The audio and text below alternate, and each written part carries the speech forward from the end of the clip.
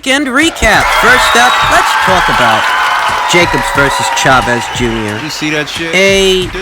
Event, I should say, because I wouldn't call it much of a fight. Chavez Jr. didn't want to make a fight of it. That much is obvious, so I can't call it that. But a lot of people were reacting to this. I'm not the least bit surprised that the fight worked out the way that it did. That, Chavez Jr., whether it was a broken hand, yeah, right, or due to headbutts from Daniel Jacobs, because the story did change over the course of 24 hours. 1 minute it was about a broken hand, the next minute it was, Jacobs is fouling me and the referee's not doing anything about it. If you want to buy into that, by all means, go ahead. But I told you guys before the fight that Chavez Jr. is going to Chavez Jr. And I think now you know what I meant. You can understand what I meant. You see? Okay, Chavez Jr. isn't just your run-of-the-mill underachiever with discipline problems, He's not just your run-of-the-mill guy that lacks discipline. He's a step above that. How so? Chavez Jr. is what I like to call a fuck-up. And a fuck-up is a little different from an underachiever because an underachiever doesn't always have all the opportunities, doesn't always have the advantages that a fuck-up has. And that's what makes a fuck-up a fuck-up. That you have an avenue of opportunity, you have some ability. Something. You have that which to build upon. There's some things working for you. But you fuck it up. You fuck it up. And that's what makes you a fuck-up.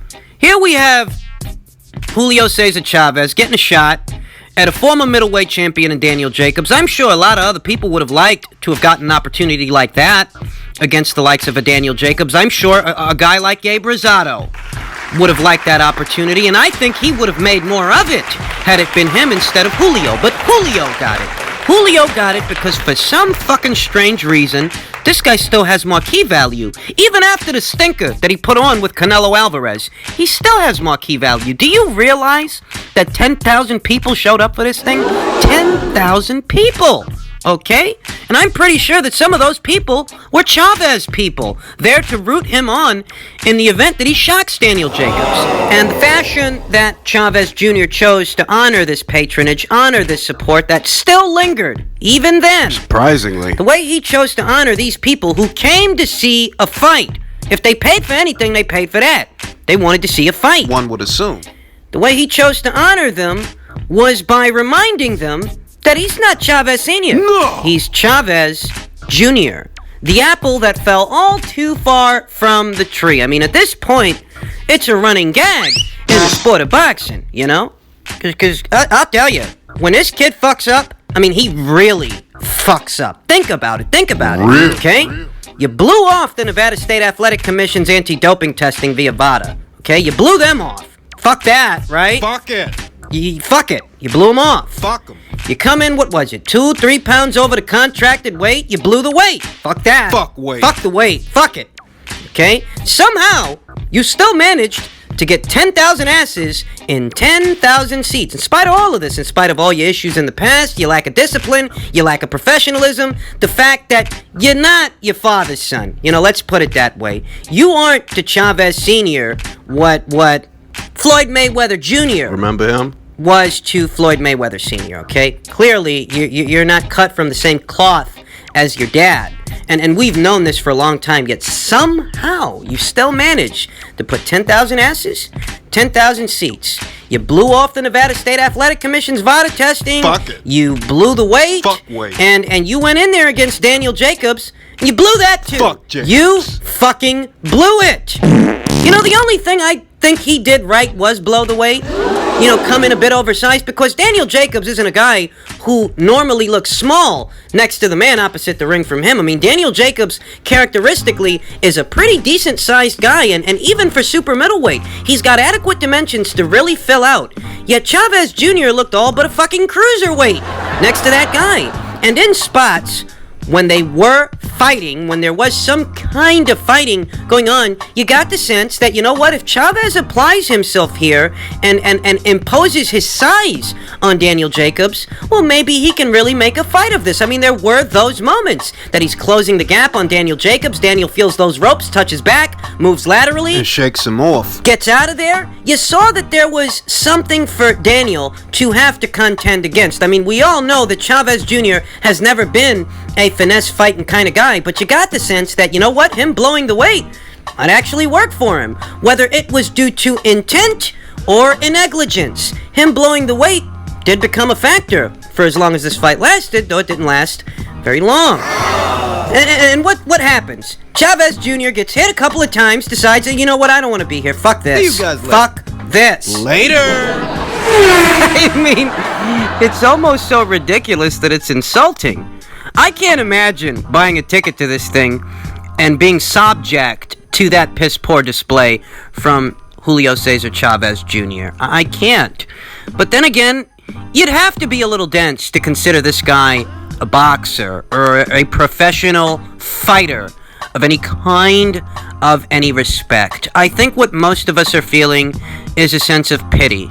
A sense of pity not for Julio Cesar Chavez Jr., but for Chavez Sr. A man who gave so much of himself to the sport of boxing and established a legacy, a legendary name. To see his son drag that name through the mud the way that he is, because that's what he's doing. And I know that Chavez Sr. tried to take up for his boy and say that Jacobs was fouling him. Earlier today in the afternoon, I caught a glimpse of Chavez Sr. trying to explain away his son's piss-poor performance. And that's all well and good. He's just being a dad. But his reaction the night of the fight, the look on his face, that says it all, doesn't it? I mean, I think if Julio Cesar Chavez Jr. wants to gain any kind of redemption for what he's been, how he's behaved as a boxer, if he's to gain any kind of redemption, you know how he's going to find it? By staying the fuck away from the sport of boxing. That's how he's going to find it. By putting that chapter of his life behind him and doing something else. Anything else. Because Chavez Jr. don't belong in a boxing ring. I'm sorry to say that. This is a spectator sport, and I am a spectator, but as a spectator, that's the only conclusion that I can come to.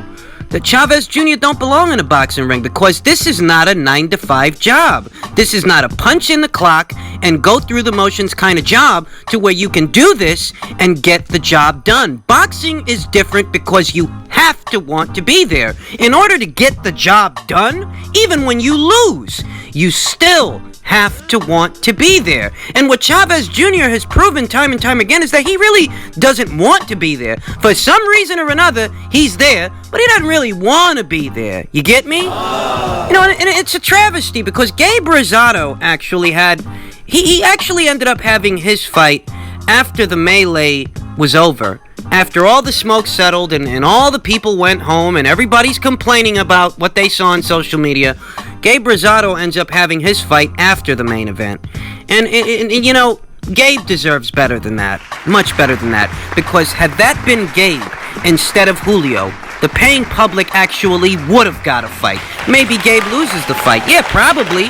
But I'll tell you what, there's no quit in Gabe Rosado. There's none of that. None of that shit. Okay? He deserves better.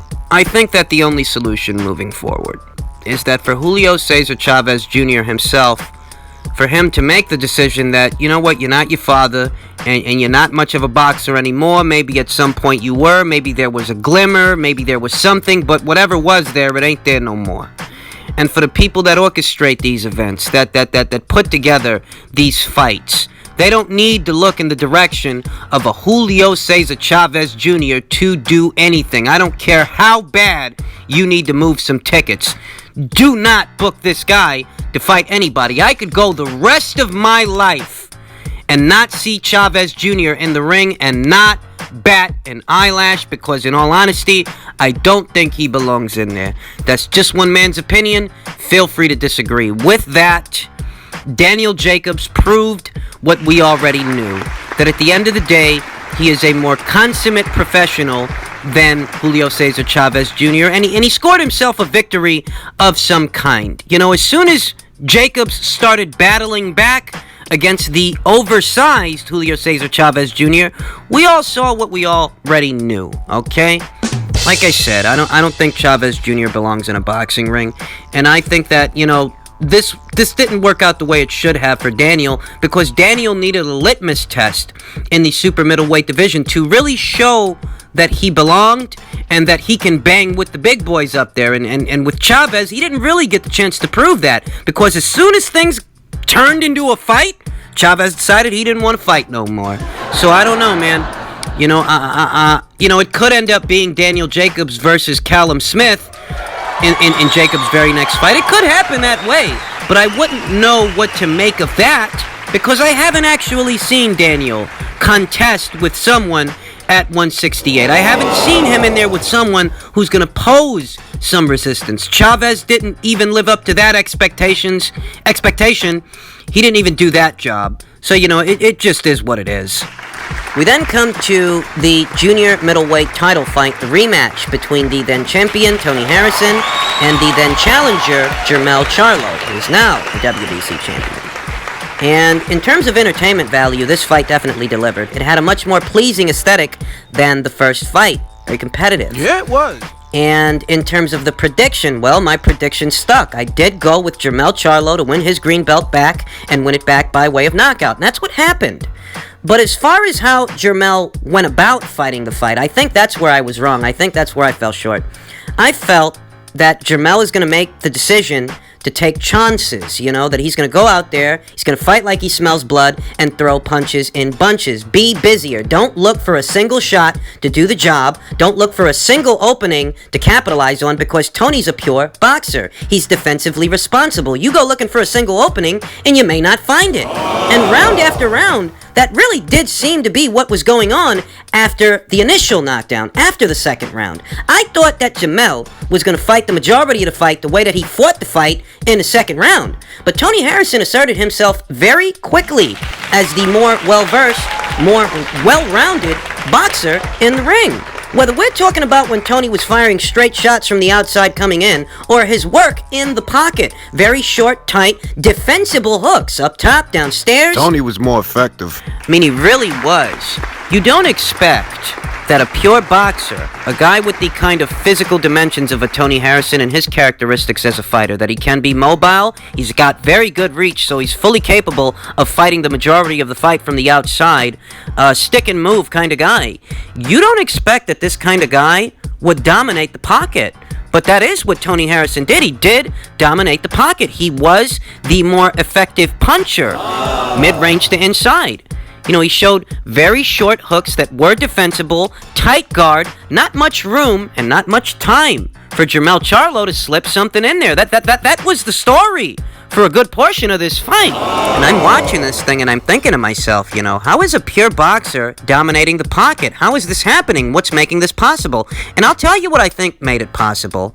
Tony Harrison saw what effect his shots were having on Jermell Charlo. And that's what coaxed him. That's what left him so inclined to be a little busier than he was in the first fight. That's what I think. I think Tony knew that he can actually hurt Jermell. And in hurting Jermell, he'll get his respect and get him to simmer down. Simmer down enough to where Tony can own the action in the pocket, as bizarre as that might sound. You don't often hear about pure boxers who can own the action in the pocket, but for a good portion of this fight, that's what Tony Harrison was doing. And I think it's because Tony knew he can hurt Jermell. And Jermell knew it too. Which would explain why Jermell was gun-shy in the first fight, and why, in many moments in this one, he was gun-shy as well, allowing Tony Harrison to set the tempo, the pace, and the space of the fight. Whether Tony was keeping him on the outside with the jab by getting off first, getting inside on him by jabbing his way in, and walking him down to where Jermell Charlo's got to circle off the ropes. It became obvious that Jermell's punch resistance suspect against this guy, you know, it is under question, because it is looking like Tony's hurting this guy. There's got to be a reason that you couldn't maintain the same energy you did in the second round throughout the course of the fight thereafter, because it was working for you. You did score an early knockdown, but Jamel, he couldn't keep it up. A part of me feels that Tony might have costed himself this fight because he got a little bit too comfortable in there. Yeah, because he was having things his way. Because for the most part, he was the ring general between outmaneuvering and outboxing Jamel Charlo, the constant showboating. It caused a defensive lapse in judgment to where Jamel Charlo finally got through with something. I have no issues with Jack Reese's stoppage. You know, when Jamel was pouring on those combinations. Yeah, those combinations, they were landing on Tony's gloves. Didn't look like a clean shot got through. But the reason I take no issue with Jack Reese's stoppage is because after that second knockdown in the 11th round, I thought it was over. I thought, yeah, that's it. This guy looks done. That's what it looked like. And Jack actually gave Tony the benefit of the doubt. He allowed him to pick himself up and gather himself, go out there one more time, show him something. And what he showed is he's in survival mode. He's putting the mitts on as Jamel Charlo is pouring it on thick. So for Jack, this guy already got dropped 2 times in the same round. I'm not gonna wait around for this guy to get brain damage before I say, okay, this thing's over. I've seen enough. It's a good stoppage. I've no issues with the stoppage because, like I said, after he dropped Tony the second time in the 11th round, looked like it was over for me. I take my hat off to Jamel Charlo in this situation, I do, because this is a tough spot. Okay, this is a really bad style matchup for a boxer-puncher. Put them in there with a pure boxer that has the kind of dimensions that Tony Harrison has. All that reach, all that height, that athleticism, that mobility, those straight punches. It really is a bad style matchup for a boxer-puncher. But Jamel was able to get the job done. And even if he didn't look all that impressive in doing so, it's a tough spot for anybody. Bad style matchup. Being at a stylistic disadvantage against a fighter with comparable dimensions to yourself. Jamel Charlo was able to stay in there and find the win, find the shot. So you gotta give him credit for that. I'm not telling you this guy's pound for pound. And I'm not telling you he's the best guy in the division. I'm just saying you gotta give him credit for that. Because a lot of times, you put a guy in there, and the guy's at a stylistic disadvantage, and you find out what he's really made of. I think we found out what Jamel Charlo is made of, more or less. That he's a good fighter. He is a good fighter. He avenged the loss. He's capping off the year on that. And I think he deserves the credit. I'm not that impressed with what I saw from him, but nevertheless, you've got to give him the credit. You do. Because for a while, this really did look like it was Tony's fight to win, and Jamel put a stop to that. So congratulations to him.